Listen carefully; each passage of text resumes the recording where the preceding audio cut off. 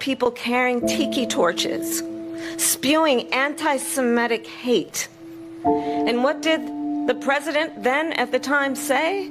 There were fine people on each side. We also had people that were very fine people on both sides.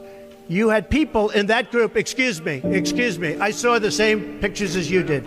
You had people in that group that were there to protest the taking down of, to them, a very, very important statue and the renaming of a park from Robert E. Lee to another name. And you had people, and I'm not talking about the neo-Nazis and the white nationalists, because they should be condemned totally. But you had many people in that group other than neo-Nazis and white nationalists, okay? And I are both gun owners. We're not taking anybody's guns away, so stop with the continuous lying about this stuff. We have to have a buyback program, and I support a mandatory buyback program. It's got to be smart. We got to do it the right way.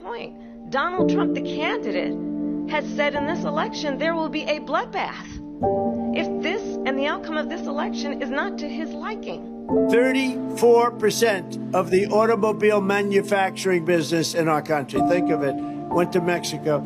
China now is building a couple of massive plants where they're going to build the cars in Mexico and they think that they're going to sell those cars into the United States with no tax at the border. Let me tell you something to China. If you're listening, President Xi, and you and I are friends, but he understands the way I deal, those big monster car manufacturing plants that you're building in Mexico right now, and you think you're going to get that, you're going to not hire Americans, and you're going to sell the cars to us. Now, we're going to put a 100% tariff on every single car that comes across the line, and you're not going to be able to sell those cars. If I get elected, now, if I don't get elected, it's going to be a bloodbath for the whole, that's going to be the least of it. It's going to be a bloodbath for the country. That'll be the least of it. What has been happening under Donald Trump's abortion bans? Couples who pray and dream of having a family are being denied IVF treatments. What is happening in our country? Working people. IVF, which is fertilization. The IVF, I have been a leader